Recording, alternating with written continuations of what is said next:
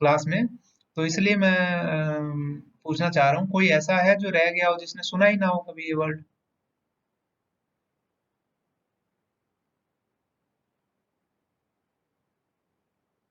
चलो। तो अब क्योंकि हमने बहुत सारे सेक्टर्स देखे हैं, तीनों सेक्टर्स में जो प्रोडक्शन है गुड्स का वो अलग अलग होता है। कई बार प्राइमरी सेक्टर में प्रोडक्शन ज्यादा होता है, सेकेंडरी में कम होता है, टर्शियरी में ज्यादा होता है।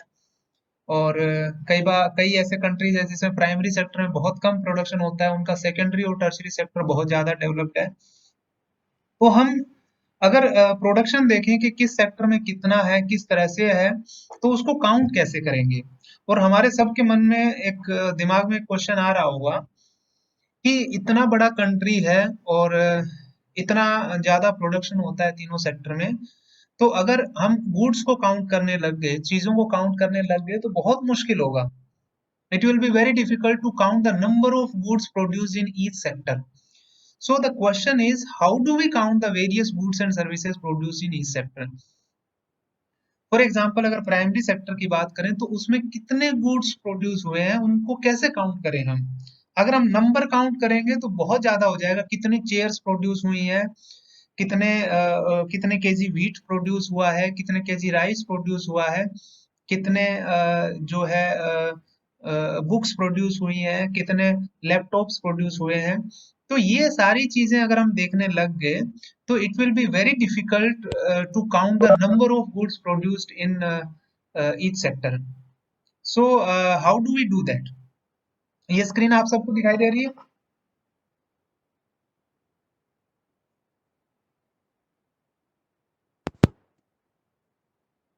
कोई एक भी बताएगा तो चलेगा। ठीक है।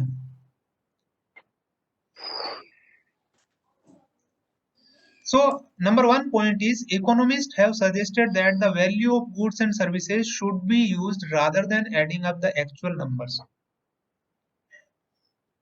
जैसे मैंने बोला कि हमारे दिमाग में आ रहा होगा कि बहुत सारे गुड्स और सर्विसेज प्रोड्यूस होती हैं तीनों सेक्टर में, तो अगर उनको काउंट करने लग गए तो ये बहुत ही बड़ी प्रॉब्लम हो जाएगी, इतना आसान नहीं होता है।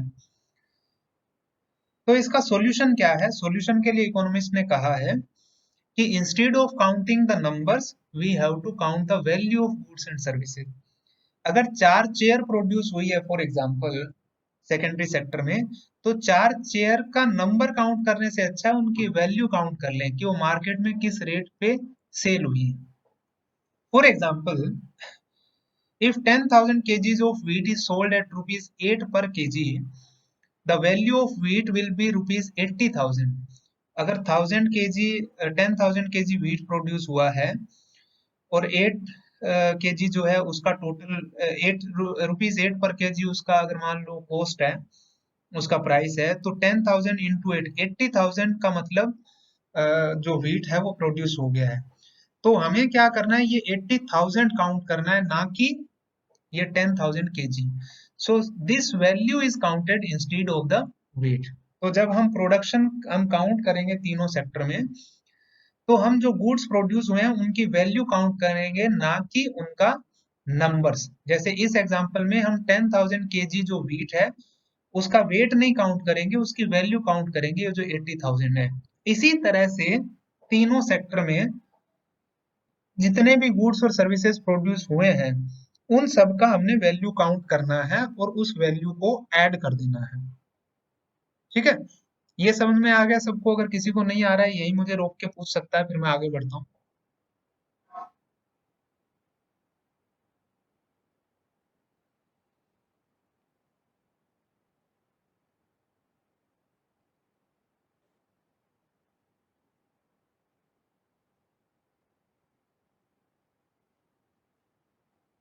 चलो ठीक है। तो हमें क्या करना है, जैसे प्राइमरी सेक्टर है, सेकेंडरी सेक्टर है, टर्शियरी सेक्टर है। प्राइमरी सेक्टर में जितने भी गुड्स प्रोड्यूस हुए हैं उनका वैल्यू देख लेना है, मार्केट वैल्यू क्या है। सेकेंडरी सेक्टर में जितने भी गुड्स प्रोड्यूस हुए हैं उनका मार्केट वैल्यू देख लेना है।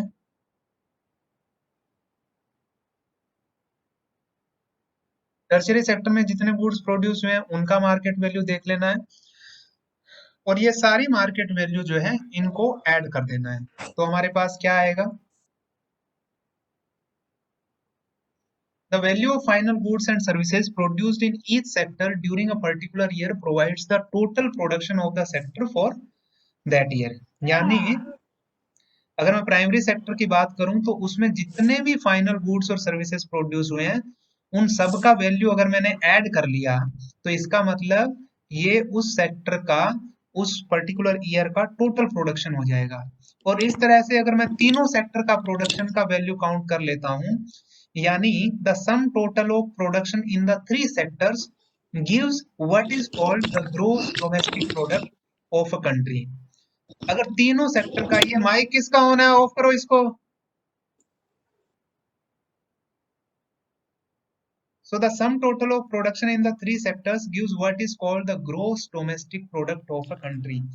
यानी तीनों सेक्टर में जितने फाइनल गुड्स और सर्विसेज प्रोड्यूस हुए हैं, मैं यहाँ फाइनल पे ज्यादा जोर दे रहा हूँ, उस पे आगे हम आगे बात करेंगे कि फाइनल गुड्स क्यों काउंट होंगे। तो तीनों सेक्टर में जितना भी फाइनल गुड्स और सर्विसेज प्रोड्यूस हुई हैं उन सब का जो प्रोडक्शन है उसको अगर उसकी हम वैल्यू को अगर काउंट कर लेंगे तीनों सेक्टर का तो वो आ जाएगा gross domestic product of a country. यानी मैं इसको अगर एक मैप एक उससे दिखाऊं तो ये आपको जो चार्ट दिख रहा है इसमें आपको थोड़ा बहुत समझ में आएगा कि जीडीपी यानी ग्रोस डोमेस्टिक प्रोडक्ट क्या होगा, प्राइमरी सेक्टर में कितना प्रोडक्शन हुआ है, सेकेंडरी सेक्टर में कितना प्रोडक्शन हुआ है, टर्शियरी सेक्टर में कितना प्रोडक्शन हुआ है, इन तीनों का प्रोडक्शन का वैल्यू अगर हम काउंट कर लेंगे, ऐड कर लेंगे, तो वो जीडीपी एमपी आ जाएगा। So GDP MP equals to value of final goods and services produced under primary sector plus value of final goods and services produced under secondary sector plus value of final goods and services produced under tertiary sector. यानी तीनों sector में total जितना भी production होगा उसका market value देख लेना है। यानी सपोज प्राइमरी सेक्टर में 5,000 का प्रोडक्शन हुआ, सेकेंडरी सेक्टर में 10,000 का प्रोडक्शन हुआ, टर्शरी सेक्टर में 15,000 का प्रोडक्शन हुआ, तो 5 प्लस 10 15 प्लस 15 30,000 जो है उस कंट्री का उस इकोनॉमी का जीडीपी हो जाएगा। Is it clear to all?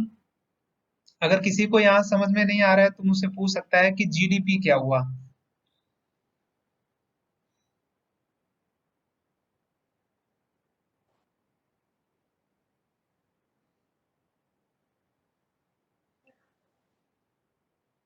अब अगर जीडीपी की आपको डेफिनेशन आती है एग्जाम में तो हम यहाँ से इसको पढ़ सकते हैं और इसको पढ़ के बड़े अच्छे से समझ में आएगा। जब हमने ये प्रोसेस जब देख ली है तो बड़े अच्छे से समझ में भी आ जाएगा। So GDP is the value of all final goods and services produced within a country during a particular year.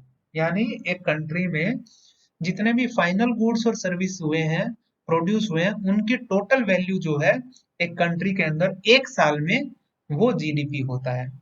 और इंडिया में जो जीडीपी कैलकुलेट करता है गवर्नमेंट कैलकुलेट करती है, और गवर्नमेंट का एक मिनिस्ट्री है, जैसे हेल्थ मिनिस्ट्री है, एजुकेशन मिनिस्ट्री है, जैसे एमएचआरडी हमारा जो ऑर्गेनाइजेशन है, ministry of human resource and development के अंडर में आता है एमएचआरडी जिसको बोलते हैं, डिफेंस मिनिस्ट्री है, ऐसे बहुत सारी मिनिस्ट्री हैं सेंट्रल गवर्नमेंट में। तो उसमें से एक मिनिस्ट्री है स्टैटिस्टिक्स एंड प्रोग्राम इम्प्लीमेंटेशन। उस मिनिस्ट्री के अंडर में एक ऑर्गेनाइजेशन आता है, उसका एक पार्ट है सेंट्रल स्टैटिस्टिक्स ऑफिस यानी सीएसओ। ये जो सीएसओ है ये क्या करता है, जीडीपी को कैलकुलेट करने का काम करता है। तो सीएसओ क्या करता है, एक तो हमारे इंडिया का भी जीडीपी होगा, टोटल कंट्री का जीडीपी, और स्टेट वाइज भी जीडीपी होता है।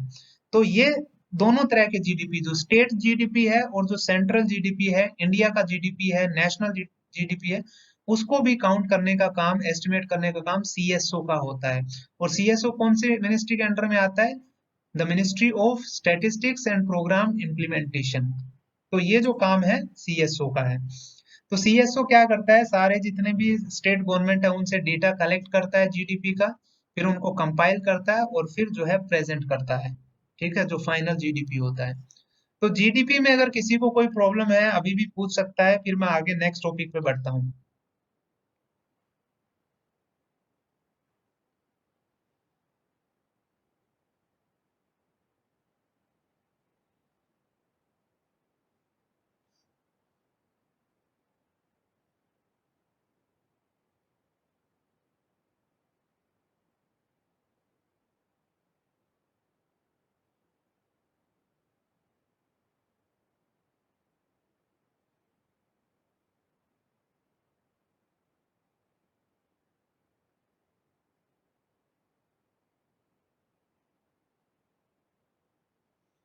ठीक है, नेक्स्ट चलते हैं। ये हो गया हमारा जीडीपी। तो इस तरह से हमने देख लिया कि किस तरह से अलग अलग जो सेक्टर्स हैं उनका प्रोडक्शन काउंट करते हैं। हर एक सेक्टर का अलग प्रोडक्शन प्रोडक्शन काउंट करके जब ऐड कर देते हैं तो वो आ जाता है जीडीपी उस पर्टिकुलर कंट्री का, उस पर्टिकुलर ईयर का। ठीक है, तो ये है जीडीपी। और जीडीपी में खाली फाइनल गुड्स और सर्विसेज ही काउंट करते हैं।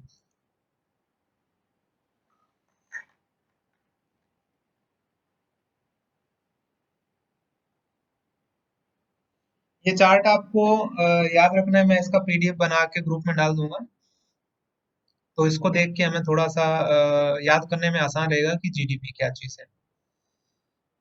एक यहाँ जब हम मैंने एक प्रिकॉशन, हमें जब जीडीपी कैलकुलेट करते हैं तो एक प्रिकॉशन हमें ध्यान में रख के चलना है कि the value of only final goods and services is to be counted in GDP. यानी जो फाइनल गुड्स और सर्विसेज हैं उन्हीं का वैल्यू हमें जीडीपी के एस्टिमेशन में इंक्लूड करना है।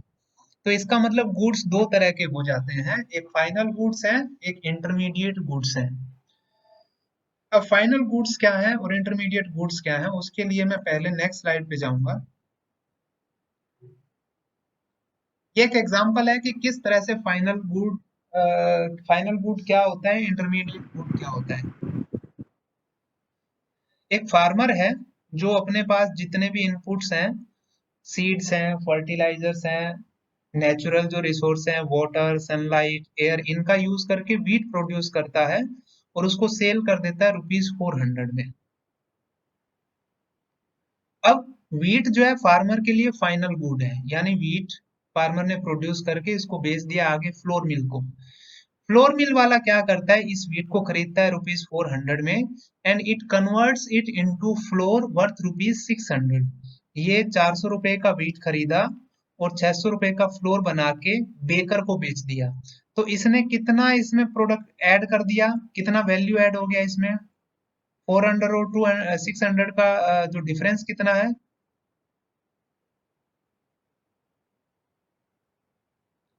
सूरज है यहाँ?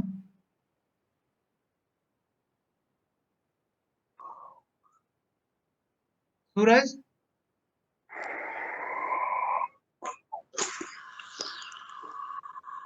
अरे बोलो भाई। सूरज,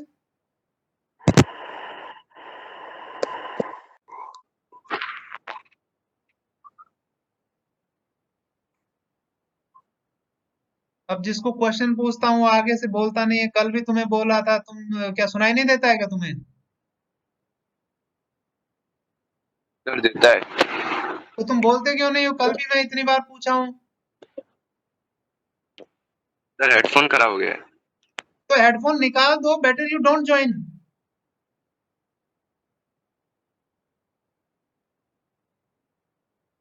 अगर मैं कुछ पूछ रहा हूँ ये वन साइडेड नहीं है, मैं इसको पीडीएफ बना के भेज सकता हूँ। अगर मैं किसी को पूछ रहा हूँ या पूछ नहीं भी रहा हूँ, मैं एक जनरल क्वेश्चन में पूछ रहा हूँ, मैं यहाँ पूछ रहा हूँ कि वैल्यू कितना ऐड हुआ है, why why don't you speak up?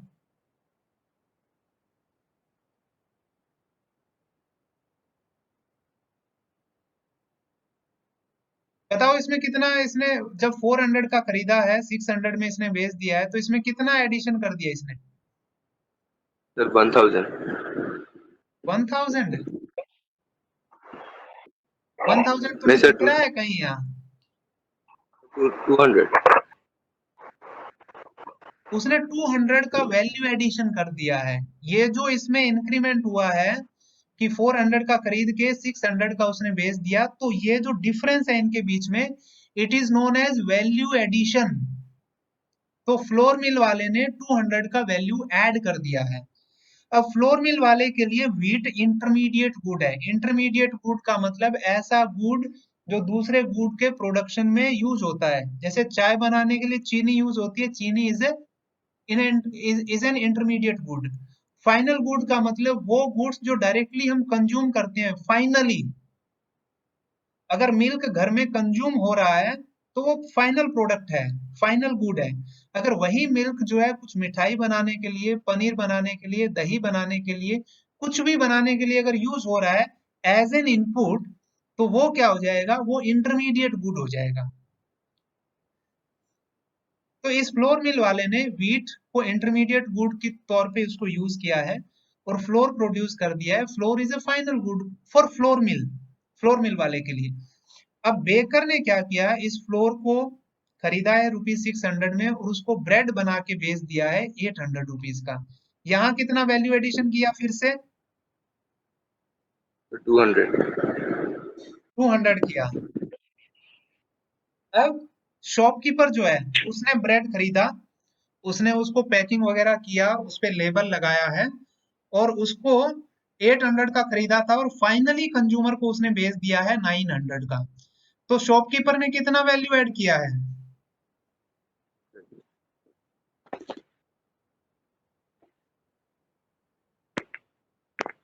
कोई भी बोल सकता है, कोई भी जवाब दे सकता है। 100। सर 100। 100 का वैल्यू एडिशन हो गया, ठीक है। अब कंज्यूमर जो है finally he is consuming the bread. हम मान लेते हैं कि कंज्यूमर कंज्यूम कर रहा है। भाई ब्रेड से और भी चीजें बन सकती है, अगर उसको कोई होटल वाला यूज कर रहा है उसको ब्रेड पकोड़ा बनाने के लिए, तो ब्रेड इंटरमीडिएट गुड हो जाएगा। But for the sake of simplicity we assume that consumer is the final user. Consumer जो है इस ब्रेड को डायरेक्टली कंज्यूम कर रहा है खाने के लिए, तो इसके लिए फाइनल गुड। अब यहाँ जो फाइनल गुड क्या है, सिर्फ ब्रेड है। तो मुझे बताओ कि इस ब्रेड का वैल्यू ऐड होना चाहिए या सब ऐड होना चाहिए, इस व्हीट का भी होना चाहिए, फ्लोर का भी होना चाहिए, इस ब्रेड का भी होना चाहिए, इस ब्रेड का भी होना चाहिए। किसका वैल्यू ऐड करूं मैं, फाइनल इस ब्रेड का करूं या इन सब का ऐड करूं? हु विल स्पीक,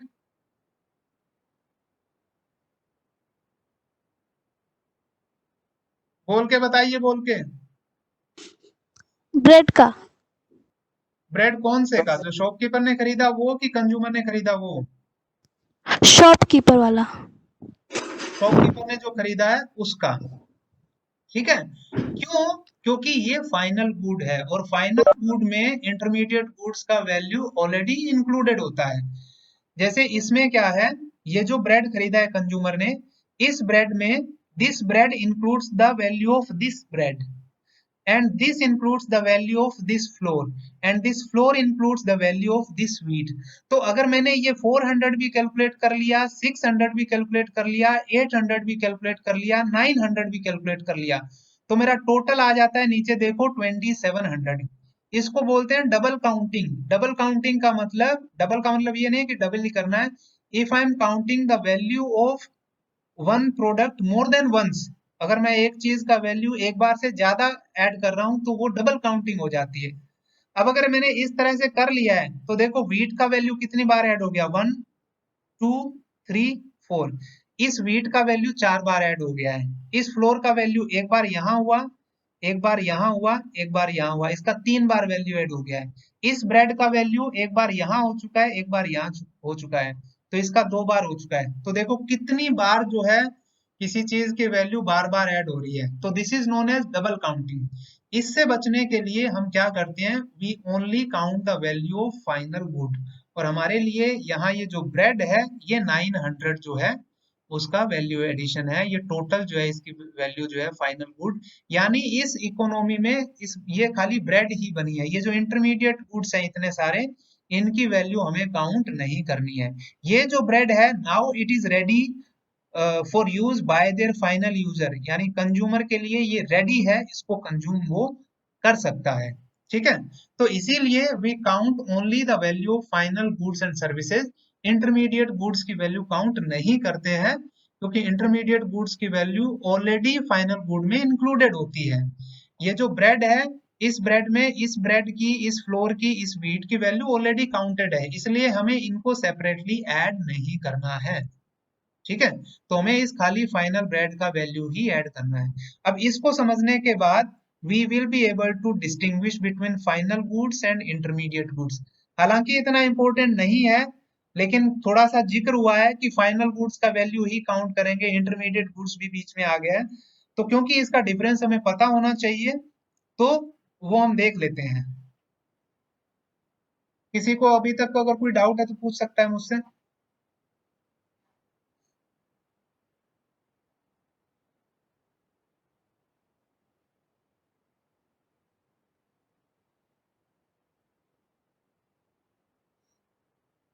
एक बार जब आप इस क्लास में होते हैं तो एक ध्यान से आप बात देख लीजिए कि आपको जो भी मन में डाउट है वो पूछ लीजिए।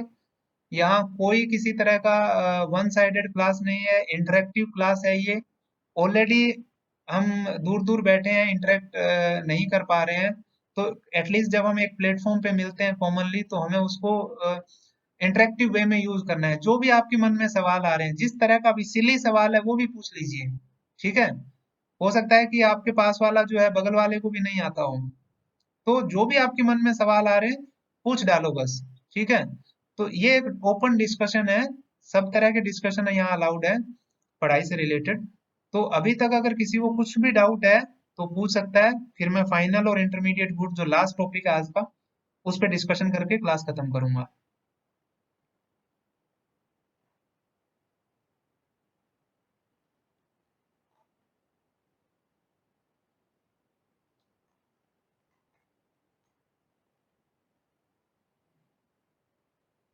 इसका मतलब सबको सब समझ में आ गया है, ठीक है। At last I will ask the questions, ठीक है। Final goods and intermediate goods, इसका डिफरेंस देखते हैं। नंबर वन डिफरेंस है, these goods have crossed the boundary line of production and are ready for use by their final users। ये ऐसी चीजें हैं जो प्रोडक्शन की बाउंड्री लाइन को जिन्होंने क्रॉस कर दिया है। प्रोडक्शन की बाउंड्री लाइन को क्रॉस करने का मतलब अब वो प्रोडक्शन जो प्रोसेस है उससे बाहर आ गए हैं, अब वो प्रोडक्शन उनमें किसी तरह का नहीं हो रहा है, and they are ready for use by their final users.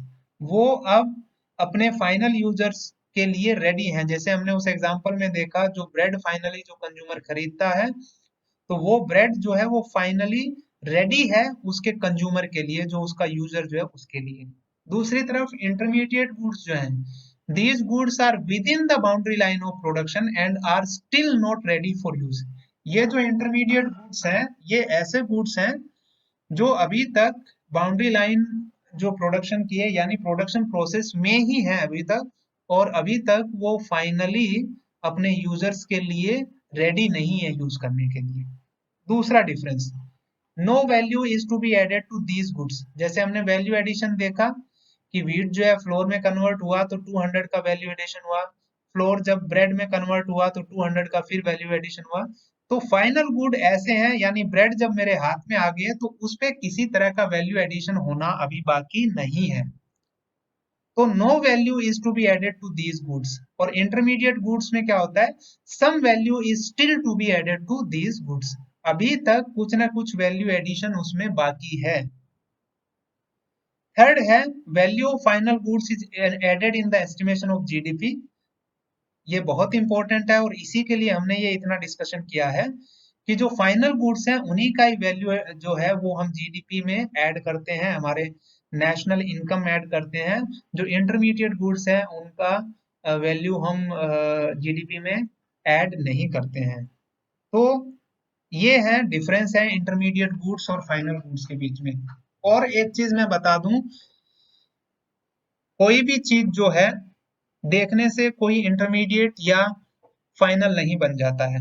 जैसे अगर मैं कहूँ शुगर है, शुगर फाइनल है या इंटरमीडिएट है, तो it will be very difficult to tell कि शुगर इंटरमीडिएट है या फाइनल गुड है। डिपेंड किस पे करेगा, ये इसके फाइनल यूजर पे डिपेंड करेगा कि उसका फाइनल यूज कौन कर रहा है।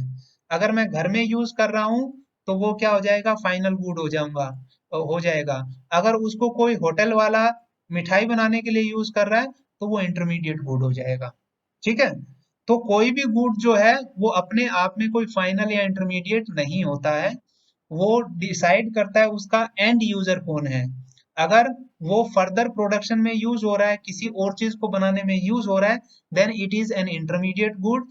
But if it is finally consumed by the consumer then it is final good.